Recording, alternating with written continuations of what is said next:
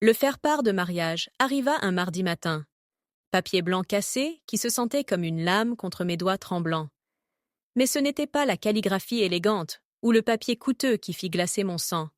C'était le petit mot manuscrit, glissé à l'intérieur, écrit de la parfaite écriture de ma sœur. Viens voir à quoi ressemble le vrai amour. Place d'honneur réservée rien que pour toi, Amélie. Je me tenais dans mon appartement vide, portant encore les vêtements de la veille, entouré de cartons que je n'avais pas eu la force de déballer depuis mon déménagement. Le faire-part tomba au sol quand mes genoux se dérobèrent. 6 mois. Cela faisait 6 mois que je les avais surpris ensemble, que mon monde s'était écroulé, que les 2 personnes en qui j'avais le plus confiance avaient découpé mon cœur avec une précision chirurgicale. Et maintenant, elles voulaient que je les regarde célébrer. Le soleil matinal filtrait à travers les fenêtres nues, projetant de longues ombres sur le parquet où je m'agenouillais. Mon reflet me regardait depuis l'écran noir de la télévision. Yeux creux, pommettes saillantes, accentuées par des semaines à peine mangées, cheveux châtains pendant mollement autour de mes épaules. Je ressemblais au fantôme de la femme que j'étais avant. Mais les fantômes, réalisai-je en ramassant cette invitation d'une main ferme, pouvaient être des choses terrifiantes. 6 mois plus tôt, je rentrais tard ce soir-là, mes talons claquant contre le marbre de l'immeuble de bureau du 8e arrondissement, où je travaillais comme directrice marketing. La présentation pour le contrat Peugeot avait duré plus longtemps que prévu, mais cela m'était égal. Décrocher ce client signifiait une promotion, peut-être même assez d'argent pour que Julien et moi puissions enfin verser un apport pour cet appartement dont nous rêvions. L'idée de le surprendre me fit sourire tandis que je cherchais mes clés devant notre appartement partagé avenue de Suffren. Nous étions ensemble depuis 4 ans, fiancés depuis 8 mois. Le diamant à mon doigt capta la lumière du couloir, envoyant de petits arcs-en-ciel danser sur les murs. Julien avait demandé ma main à Santorin, s'agenouillant alors que le soleil se couchait sur la mer Égée. C'était parfait. Il était parfait. J'ouvris la porte silencieusement, prévoyant de le surprendre. Peut-être que je cuisinerais ses pâtes préférées, ouvrirais cette bouteille de Bordeaux que nous gardions. L'appartement était tamisé, éclairé seulement par des bougies vacillantes dans le salon. De la musique jouait doucement, la même chanson qui avait joué quand nous avions dansé ensemble pour la première fois au mariage de ma cousine. « Julien !» appelai-je doucement, posant ma mallette près de la porte. « Espèce de romantique, tout ceci c'est pourquoi ?» C'est alors que je l'entendis. Un son qui rejouerait dans mes cauchemars pendant des mois. Un rire doux, féminin et familier. Trop familier. Mon cœur commença à s'emballer, mais je me dis que ce n'était rien. Peut-être regardait-il un film. Peut-être que Camille était passée aider à planifier le mariage, comme elle le faisait depuis des semaines. Ma jeune sœur avait été si excitée par mes fiançailles, si serviable pour chaque détail. Elle avait même aidé Julien à choisir la bague. Je me dirigeai vers le salon à pas silencieux, mes talons abandonnés près de la porte. Le rire revint, suivi d'un son plus profond qui fit se contracter mon estomac avec quelque chose qui n'était pas encore de la reconnaissance, mais ressemblait à de la glace se formant dans mes veines. Le salon était vide, mais les bougies continuaient de vaciller. Des pétales de rose étaient éparpillés sur le sol. Rose rouge, le geste romantique signature de Julien. Nos photos de fiançailles me souriaient depuis la cheminée, se moquant dans leur bonheur. Un autre son venant de l'étage, de notre chambre. Mes jambes bougèrent sans pensée consciente, me portant dans l'escalier familier que j'avais gravi des milliers de fois. Les marches en bois grincèrent doucement sous mon poids, chaque son amplifiant le battement assourdissant de mon cœur. La porte de la chambre était légèrement entr'ouverte, une lumière chaude se déversant dans le couloir. J'appuyai ma paume contre la porte et poussai. Le monde s'arrêta. Julien était là, ses cheveux bruns ébouriffés, ses épaules fortes nues dans la lumière des bougies. Mais il n'était pas seul. Sous lui, sa peau porcelaine luisant dans la lumière vacillante, se trouvait Camille, ma sœur. Ma belle et parfaite sœur de 26 ans, qui n'avait jamais été deuxième dans quoi que ce soit de sa vie. Ils bougeaient ensemble avec une intimité qui parlait de pratique, de familiarité, de quelque chose qui se construisait depuis bien plus longtemps que ce moment unique. Ses ongles manucurés, peints de la même nuance de rose que je l'avais aidé à choisir la semaine dernière, traçaient des motifs sur son dos. Ses lèvres trouvèrent le creux de sa gorge, le même endroit qu'il avait embrassé sur moi ce matin même avant le travail. J'ai dû faire un bruit, un halètement, un sanglot, quelque chose, parce qu'ils se figèrent. La tête de Julien se tourna, et quand ses yeux sombres rencontrèrent les miens, je vis quelque chose qui me détruisit plus que la scène elle-même. Du soulagement. Pas de culpabilité, pas de honte, mais du soulagement que le secret soit enfin découvert. « Amélie » dit-il, et même mon nom sonnait différent dans sa bouche. Usé, comme si c'était un fardeau qu'il était enfin libre de poser. Les yeux bleus de Camille, identiques aux miens hérités de notre mère, rencontrèrent les miens par-dessus l'épaule de Julien, et elle sourit. Ce n'était pas apologétique ou coupable, ou même triomphant. C'était serein, comme si elle était exactement où elle appartenait. « Nous allions te le dire, » dit-elle doucement, ne faisant aucun geste pour se couvrir ou repousser Julien. « Après ta présentation, nous pensions que tu méritais de l'entendre correctement. » Les mots me frappèrent, comme des coups physiques. Mes genoux se dérobèrent, et j'agrippai le cadre de la porte pour ne pas tomber. « Depuis quand ?» Les mots sortirent de ma gorge comme du verre brisé. Julien s'assit, passant une main dans ses cheveux, dans ce geste familier que j'avais trouvé attachant pendant 4 ans.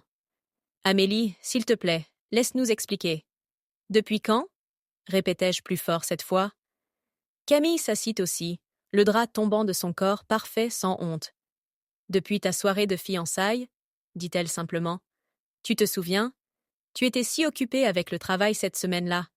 Tu m'avais demandé d'aider Julien avec les derniers détails. Nous avons passé beaucoup de temps ensemble. » La soirée de fiançailles. Il y a 3 mois. Je me souvenais de cette semaine. La présentation Peugeot avait été ma première grande chance, et j'avais travaillé 16 heures par jour pour la perfectionner. J'avais été reconnaissante quand Camille avait proposé d'aider Julien, avec la planification de la fête. Reconnaissante d'avoir une sœur si attentionnée. « Nous n'avions pas prévu que cela arrive, » dit Julien. Mais sa main trouvait déjà celle de Camille sous le drap. « Ça s'est juste passé. Ce que nous avons. Ce que Camille et moi avons, c'est différent. C'est réel. » « C'est le genre d'amour qui n'arrive qu'une fois dans une vie, » termina Camille, sa voix douce mais inébranlable. « Je suis désolée, Amélie, vraiment. Mais ce que Julien et moi avons trouvé ensemble, tu comprends, n'est-ce pas ?» Je les regardais fixement, ces 2 personnes qui avaient été le centre de mon univers. Julien, qui m'avait aidé pendant les funérailles de papa il y a 2 ans. Camille, qui devait être ma demoiselle d'honneur, qui m'avait aidé à choisir ma robe de mariée le mois dernier. « La bague !» chuchotai-je, regardant le diamant à mon doigt. « Tu l'as aidé à choisir ma bague de fiançailles ?» Camille eut la grâce de détourner les yeux un moment. « Je voulais que tu aies quelque chose de beau avant. »« Avant quoi ?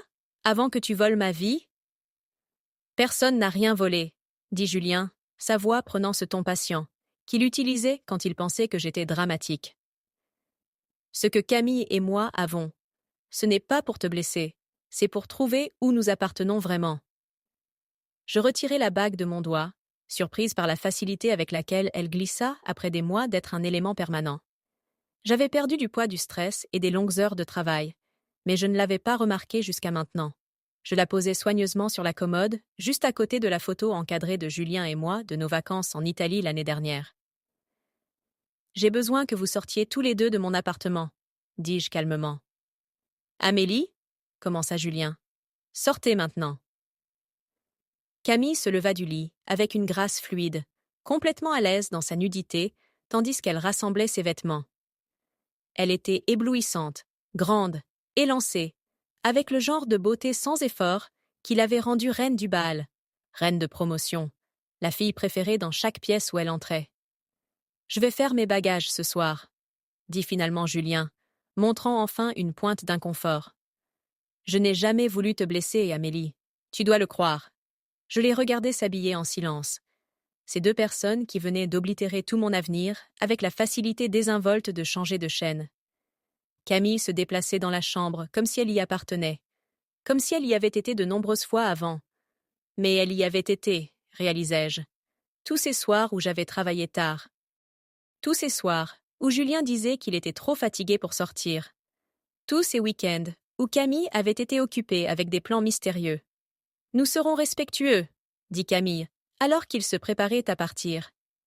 Nous attendrons un délai raisonnable avant de rendre cela public. Nous ne sommes pas des monstres, Amélie. Je la regardais, vraiment la regardais, et vis une étrangère portant le visage de ma sœur. Quel est un délai raisonnable pour attendre avant d'épouser mon fiancé? La question plana dans l'air comme de la fumée. Julien et Camille échangèrent un regard qui confirma ce que je soupçonnais déjà. Ils avaient discuté de cela. Ils avaient planifié cela. Ils pensaient déjà à leur avenir ensemble. Après leur départ, je restais assise sur le sol de ma chambre, pendant des heures, regardant les draps froissés qui sentaient encore le parfum de ma sœur, le même parfum que je lui avais acheté pour Noël. Au matin, j'avais pris ma décision. J'appelai le bureau pour dire que j'étais malade, emballai tout ce que je possédais et déménageai dans un studio dans le 11e arrondissement. Je changeai mon numéro de téléphone, supprimai mes comptes de réseaux sociaux et disparus de la vie que j'avais construite avec Julien. Pendant 6 mois, je vécus comme une ermite. Je me jetai dans le travail avec une intensité qui frôlait l'obsession, gagnant cette promotion et un bureau d'angle avec vue sur la Seine. J'appris à cuisiner pour une, à dormir dans un lit qui n'avait jamais tenu personne d'autre que moi. Et puis, l'invitation arriva. Je tins l'invitation longtemps, lisant et relisant l'écriture élégante. Monsieur et Madame Bernard Dubois ont l'honneur de vous faire part du mariage de leur fille, Camille Rose, avec Julien Pierre Martin. Le lieu était le château de Vincennes, le même endroit où nous avions célébré chaque étape familiale importante. La partie la plus cruelle n'était pas l'invitation elle-même, c'était la pensée évidente qui y avait été mise. Le papier était crème, pas blanc. Camille savait que je préférais le crème. La police était élégante, mais pas trop féminine. Un compromis entre le goût de Camille et ce qu'elle savait que Julien approuverait. Je fixai cette invitation pendant 3 jours. Je ne mangeais pas. Je dormis à peine. Je fixai juste ce morceau de papier et sentis quelque chose de froid et calculateur se déployer dans ma poitrine, comme une fleur vénéneuse s'épanouissant en accéléré. Le vendredi soir, je décrochai finalement le téléphone et composai un numéro que je n'avais pas appelé depuis des mois. « Amélie !» La voix de maman était chaleureuse mais prudente. « Ma chérie, nous nous sommes fait tellement de soucis pour toi. Camille a dit que tu avais besoin d'espace, mais 6 mois. » « J'ai reçu l'invitation, » dis-je sans préambule. Une longue pause. En arrière-plan, je pouvais entendre les sons familiers de ma maison d'enfance. Le tic de l'horloge grand-père dans le couloir, le bourdonnement du réfrigérateur, le son distant de la télévision de papa dans le salon. « Oh, ma chérie !» dit maman doucement. J'ai essayé de dire à Camille que c'était trop tôt. Mais Camille, tu sais comment elle est quand elle a pris une décision. Elle t'aime tellement, Amélie. Elle voulait que tu fasses partie de leur jour spécial. Leur jour spécial, répétai-je platement. Amélie, je sais que c'est difficile, mais Camille et Julien, ce qu'ils ont est réel. Je les ai vus ensemble et je n'ai jamais vu ta sœur si heureuse, ou Julien d'ailleurs. Parfois ces choses arrivent, ma chérie. L'amour ne suit pas de règles. La fleur vénéneuse dans ma poitrine s'épanouit davantage. Même ma mère avait choisi Camille. Même ma mère pensait que leur amour était beau, quelque chose à célébrer plutôt qu'à condamner. « Viendras-tu » demanda maman avec espoir. Cela signifierait tellement pour Camille. Et pour moi. Tu nous manques, ma chérie. J'y réfléchirai, dis-je et raccrochai. Cette nuit-là, je me tins devant le miroir de ma salle de bain et me regardai vraiment pour la première fois depuis des mois.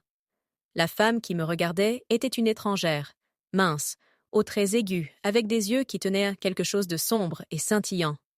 J'étais devenue quelqu'un de nouveau dans mon exil auto-imposé, quelqu'un de plus dur, quelqu'un qui pourrait juste être capable de choses que l'ancienne Amélie n'aurait jamais envisagées. La semaine suivante, je passais des coups de téléphone à des gens à qui je n'avais pas parlé depuis des mois, d'anciens amis, collègues, membres de la famille. Mais j'avais un objectif plus spécifique, et cela nécessitait de contacter quelqu'un que j'avais espéré ne jamais recontacter. Antoine Mercier répondit à la 2e sonnerie, sa voix aussi lisse et confiante que jamais. « Eh bien, Amélie Dubois, j'ai entendu parler du tournant dramatique qu'a pris ta vie. Julien Martin, c'est ça? J'ai toujours su que ce type était un serpent. Antoine et moi avions eu une brève relation à la fac, avant que je rencontre Julien. Il était tout ce que Julien n'était pas. Imprudent, imprévisible, et complètement indigne de confiance. Mais il était aussi brillant, charmant, et il me devait une faveur depuis une nuit, il y a 4 ans, où j'avais menti à la police pour lui donner un alibi pour une bagarre de bar qui aurait pu terminer sa carrière d'avocat avant qu'elle ne commence. « J'ai besoin de ton aide », dis-je simplement. « Cela concerne-t-il les prochaines noces de ta sœur ? Parce que, je dois dire, cette invitation était un chef-d'œuvre d'agression passive. J'ai besoin que tu découvres quelque chose pour moi, sur les affaires de Julien, sur les finances de sa société. » Le rire d'Antoine était bas et appréciateur. « Oh, ça va être amusant. Qu'est-ce qu'on cherche exactement ? » Tout ce qui pourrait intéresser le fisc ou l'AMF ou quiconque n'aime pas quand les conseillers en investissement jouent avec l'argent de leurs clients. Julien travaillait pour une prestigieuse société d'investissement dans le 1er arrondissement, gérant des portefeuilles pour des clients fortunés. C'était comme ça que nous avions pu nous permettre notre appartement coûteux.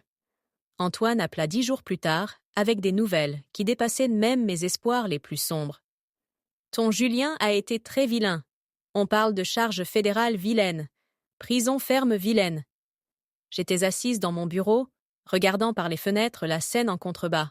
« Dis-moi tout. » Julien dirigeait un système de Ponzi classique depuis environ 18 mois. Petite échelle, ciblant des clients âgés qui lui faisaient confiance avec leurs fonds de retraite. Il utilisait l'argent de nouveaux investisseurs pour payer les rendements aux clients existants, tout en détournant les profits pour lui-même. Mon cœur martela contre mes côtes. Combien ? On regarde environ 1,8 million d'euros en fonds clients qui ont mystérieusement disparu. 1,8 million d'euros. Assez pour détruire des vies, laisser des retraités âgés dans la misère, justifier du temps de prison sérieux. Et il n'est pas seul, continua Antoine. Son associé, Richard Castellane. Il aide Julien à cacher la piste de l'argent, créant de fausses opportunités d'investissement. Richard Castellane. Il était sur la liste d'invités de Camille. Antoine, j'ai besoin que tu fasses autre chose pour moi. Et cette fois, peu m'importe ce que ça coûte. Je dois découvrir exactement quand les autorités prévoient non pas la voie de bouger, et je dois m'assurer qu'ils ne bougent pas avant-après le mariage. Le rire d'Antoine était de pur délice. Oh, Amélie, tu veux qu'ils arrêtent Julien à son propre mariage. Je veux qu'ils l'arrêtent, quand cela causera le maximum de dommages à tous ceux impliqués. Chiance. Avec 1 semaine avant le mariage, je fis mes préparatifs finaux. J'achetai une robe, pas le rose pâle que Camille avait suggéré pour les membres de la famille, mais une robe blanche magnifique qui épousait ma silhouette nouvellement mince comme une seconde peau. Je pris rendez-vous avec le meilleur styliste de Paris et émergea 5 heures plus tard, transformé. Mes cheveux châtains étaient là maintenant d'un brun riche, coupé dans un carré lisse, qui encadrait mon visage et faisait paraître mes yeux bleus plus grands, plus intenses. J'appelai maman la nuit avant le mariage. « Amélie, oh ma chérie, dis-moi que tu appelles pour dire que tu seras là demain. »« Je serai là, maman. » Son soulagement était audible. « Oh, Dieu merci, Camille sera si heureuse. »« Maman, tu pourrais vouloir avoir ton téléphone éteint pendant la cérémonie. Fais-moi confiance là-dessus. » À minuit, je me tins devant le miroir de ma salle de bain une dernière fois, m'entraînant aux mots que je dirais quand le prêtre demanderait si quelqu'un s'opposait à l'union. Le château de Vincennes ressemblait à quelque chose sorti d'un conte de fées. Des roses blanches et des gypsophiles coulaient de chaque surface disponible. L'air de septembre était frais et parfait. J'arrivais exactement 15 minutes en retard, élégant mais pas assez tard pour attirer l'attention avant d'être prête. J'avais loué quelque chose de spécial pour l'occasion. Une Maserati rouge qui ronronnait comme un chat satisfait. À l'intérieur, le château avait été transformé en lieu de mariage de rêve de Camille. Crème et or partout avec des touches de rose poudrées. Je signai le livre d'or et me dirigeai vers l'espace de cérémonie. C'est alors que je le vis. Julien se tenait près de l'autel, dans son smoking noir parfaitement taillé. Il riait à quelque chose que son témoin avait dit, détendu et heureux. Mais alors, ses yeux trouvèrent les miens à travers la pièce, et son sourire vacilla. « Amélie, dit-il quand il m'atteignit. Camille a dit que tu pourrais venir, mais je n'étais pas sûre. Tu as l'air différente. Le changement me va bien, dis-je simplement. Écoute, je sais que ça doit être difficile pour toi. Est-ce que ça a l'air difficile? Demandai-je, inclinant légèrement la tête. Je suis ici pour célébrer le bonheur de Camille. N'est-ce pas ce que vous vouliez? Où est ma sœur? Je devrais féliciter la mariée. Elle est dans la suite nuptiale, fini les photos. Mais Amélie. Il tendit la main comme s'il allait toucher mon bras, puis se ravisa. Je veux que tu saches que ce qui s'est passé entre nous, ce n'était pas à cause de toi. Julien? L'interrompis-je gentiment. C'est ton jour de mariage? Tu devrais être avec ta mariée. 5 minutes plus tard, Antoine apparut à mon coude, comme une ombre bien habillée. Nos amis des forces de l'ordre sont en position. Ils attendent devant mon signal. Tu as des doutes? Demanda-t-il. Et toi? Bon sang, non. C'est le plus fun que j'ai eu depuis des années. La coordinatrice du mariage apparut à côté de nous. Excusez-moi. Êtes-vous de la famille? Nous plaçons les membres de la famille maintenant. Sœur de la mariée, dis-je. Oh, merveilleux. Par ici. Nous avons le siège parfait pour vous. Premier rang, côté allée. Vous aurez une excellente vue de tout. Le sens du drame de Camille, même dans ses arrangements de siège. Elle voulait que je voie tout, que je témoigne de chaque moment de son triomphe. Elle n'avait aucune idée qu'elle me positionnait exactement où j'avais besoin d'être. Le premier rang se remplissait de membres de la famille, que je n'avais pas vus depuis des mois.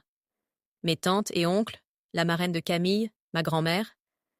Ils se tournèrent tous pour me regarder, tandis que j'approchais, et je vis leurs expressions passer par la surprise, la confusion, et quelque chose qui aurait pu être de l'admiration. Amélie? Ma tante Catherine se leva pour m'embrasser.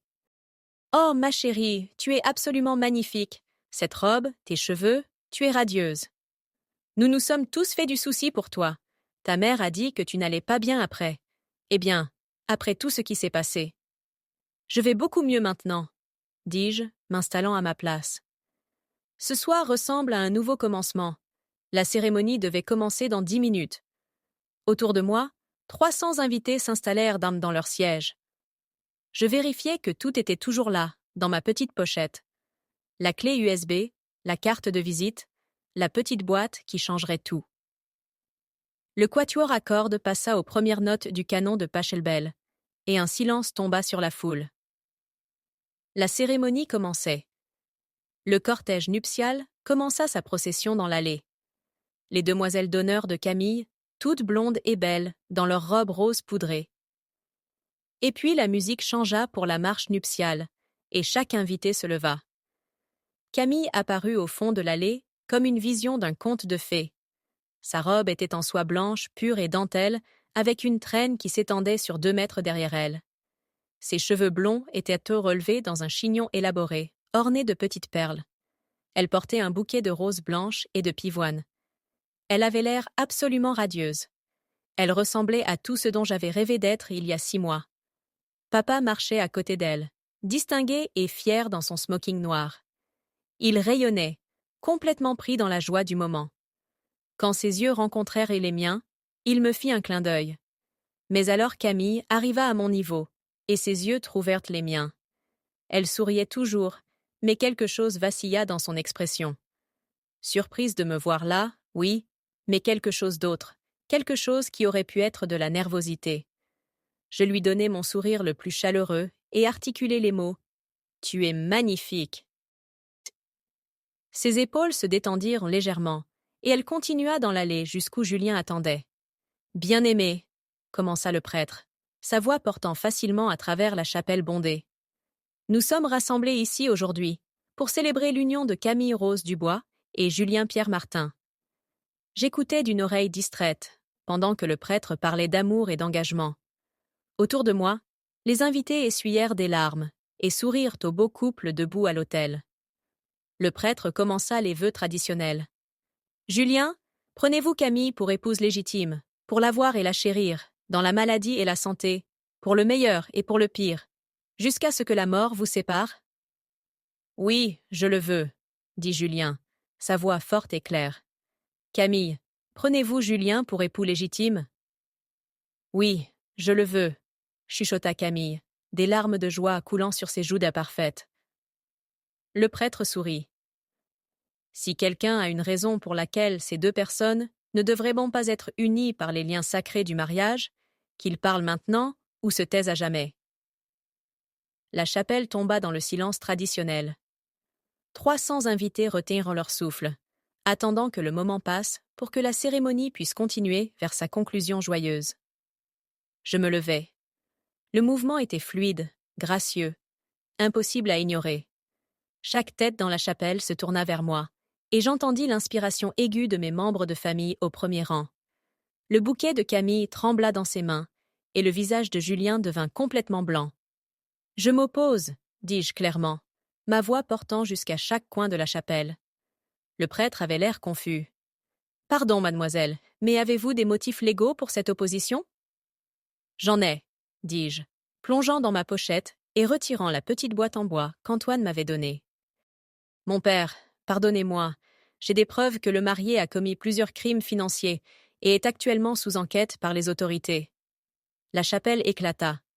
Les invités commencèrent à parler tous en même temps, leurs voix s'élevant dans le choc et la confusion.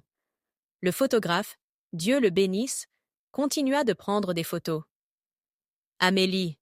La voix de Camille perça le chaos. « Qu'est-ce que tu fais ?» Je marchais dans l'allée vers l'hôtel, mes talons claquant contre le marbre, comme un minuteur de compte à rebours. « Je suis désolée d'interrompre votre jour spécial, Camille, mais j'ai pensé que vous devriez savoir exactement quel genre d'homme vous épousez. » Julien trouva sa voix. « C'est dingue ! Amélie, tu ne peux pas juste. »« Ne peux pas quoi ? Dire la vérité ?» J'atteignis l'hôtel et me tournai pour faire face aux invités assemblés. « Mesdames et messieurs, je suis désolée de vous informer que le marié dirige un système de Ponzi depuis les 18 derniers mois, volant environ 1,8 million d'euros des fonds de retraite de ses clients âgés. » Les mots frappèrent la chapelle comme une force physique. Plusieurs personnes halètent audiblement.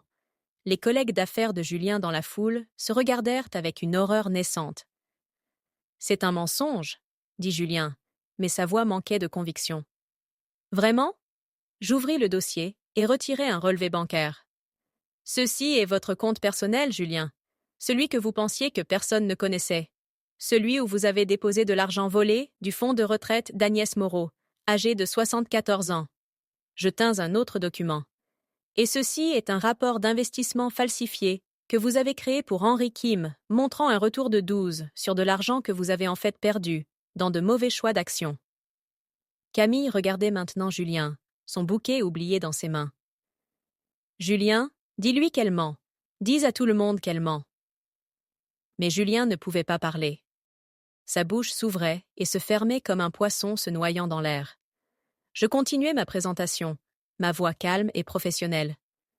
J'ai des preuves documentées de fraude électronique, fraude aux valeurs mobilières et abus d'anciens, toutes fournies par l'associé d'affaires de Julien lui-même, Richard Castellane, qui a déjà accepté de témoigner contre lui en échange de l'immunité. Castellane, qui était assis au 3e rang, se leva brusquement et se dirigea vers la sortie. Mais Antoine apparut dans l'allée, bloquant son chemin. « Vous allez quelque part, Richard ?» demanda Antoine plaisamment. « Je pense que les agents Woodside aimeraient vous parler. » C'est alors que les portes de la chapelle s'ouvrirent et 6 agents en costume sombre entrèrent.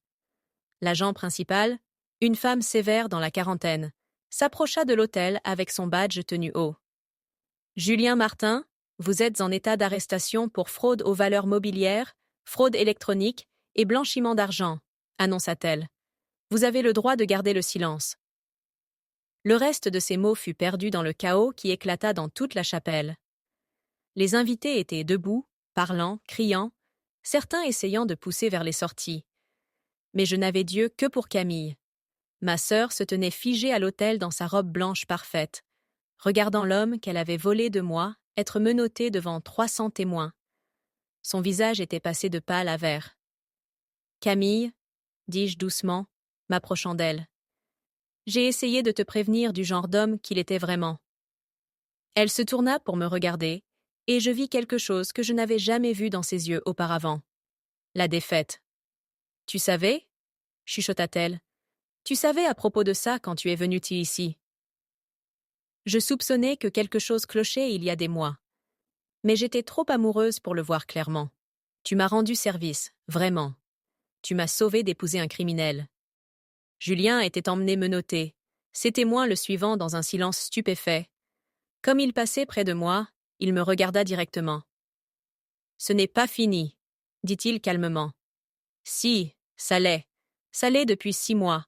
Tu ne le savais juste pas encore. » Camille laissa soudain tomber son bouquet et se précipita vers moi, son visage tordu de rage. « Espèce de...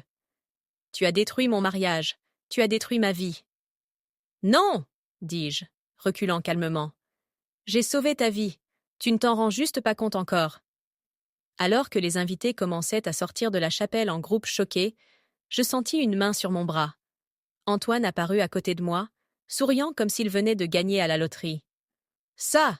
dit-il. « C'était encore mieux que j'espérais. Le FBI a tout filmé. Castellane a essayé de fuir, mais s'est fait attraper dans le parking. Et les victimes? Récupéreront-elles leur argent? La plupart, probablement. Julien n'était pas assez intelligent pour le cacher offshore. Camille n'en avait pas fini avec moi encore. « Amélie » appela-t-elle, sa voix perçant le chaos comme une lame. Je me tournai pour la voir debout, seule à l'autel, sa robe de mariée froissée et ses cheveux parfaits se défaisant. Tout ceci n'était que pour la vengeance? Tout ça? C'était juste parce que je suis tombée amoureuse de ton ex-fiancé? La chapelle s'était vidée la plupart, mais les invités restants, membres de la famille, amis proches, le photographe qui documentait toujours tout, tombèrent silencieux pour entendre ma réponse. Je regardais ma sœur, vraiment la regarder pour la première fois en 6 mois. Elle était encore belle, même avec le mascara coulant sur ses joues et sa robe froissée. Elle était encore l'enfant doré, la préférée, celle qui n'avait jamais échoué à quoi que ce soit dans sa vie. Mais pour la première fois, elle était aussi celle qui se tenait seule. « Camille, » dis-je doucement, « je n'ai pas fait ça parce que tu es tombée amoureuse de Julien. Je l'ai fait parce que tu m'as choisi lui plutôt que moi. Parce que quand j'avais le plus besoin de ma sœur, tu as décidé que ton bonheur était plus important que ma douleur. Je n'ai jamais voulu te blesser. »« Si, tu l'as voulu, » l'interrompis-je. « Peut-être pas consciemment, mais tu l'as fait. Tu savais exactement ce que tu faisais quand tu as couché avec mon fiancé. Tu savais ce que ça me ferait. Et tu l'as fait quand même parce que tu n'as jamais eu à considérer les sentiments de quelqu'un d'autre auparavant. » Je marchai plus près d'elle, jusqu'à ce que nous soyons face à face devant l'autel, où elle avait prévu d'épouser un criminel.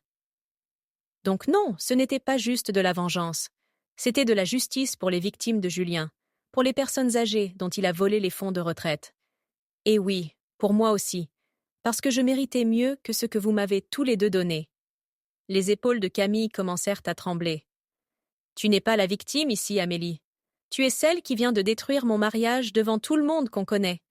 Tu es celle qui m'a humiliée. »« Je ne t'ai fait ressembler à rien, » dis-je calmement. « J'ai juste montré à tout le monde qui tu es vraiment.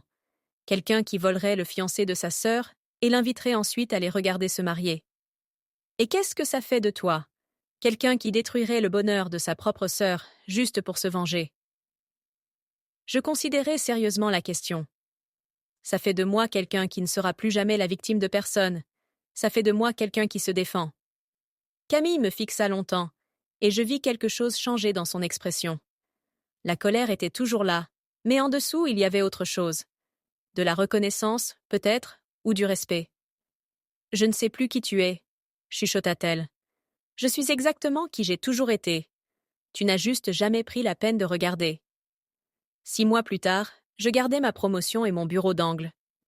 Je gardais mon nouvel appartement, ma nouvelle coupe de cheveux et ma nouvelle compréhension de ce dont j'étais capable quand on me poussait trop loin. Je commençais à sortir de nouveau, prudemment, les yeux grands ouverts, et ma garde haute, mais sortant néanmoins. Je lançais un cabinet de conseil spécialisé dans la découverte de fraudes financières. Mon premier client était une femme dont le mari volait dans leur compte joint pour financer une addiction au jeu. Antoine devint mon associé d'affaires. Il s'avéra qu'on faisait une bonne équipe. L'invitation à la seconde fête de fiançailles de Camille arriva le mois dernier. Cette fois, il n'y avait pas de note manuscrite, juste une invitation formelle à célébrer ses fiançailles avec le scénariste qui, apparemment, écrivait des fins heureuses pour gagner sa vie. Je n'y suis pas allée, non parce que j'étais encore en colère, mais parce que je n'en avais plus besoin. Je gardai l'invitation cependant. Je la mis dans un cadre sur le mur de mon bureau, à côté d'une photo de ce jour au château de Vincennes. Le moment où l'agent du FBI lisait ses droits à Julien, pendant que Camille se tenait figée dans sa robe de mariée. Ça me rappelle chaque jour que parfois la meilleure vengeance n'est pas de détruire ses ennemis. Parfois c'est de devenir quelqu'un qu'ils ne peuvent plus jamais blesser. Parfois c'est d'apprendre qu'on n'était jamais aussi impuissante qu'on le pensait. Et parfois, si on a beaucoup de chance, c'est de découvrir que la personne qu'on devient après que tout s'effondre est quelqu'un qu'on aime en fait mieux que la personne qu'on était avant. À la fin, c'était la seule victoire qui comptait.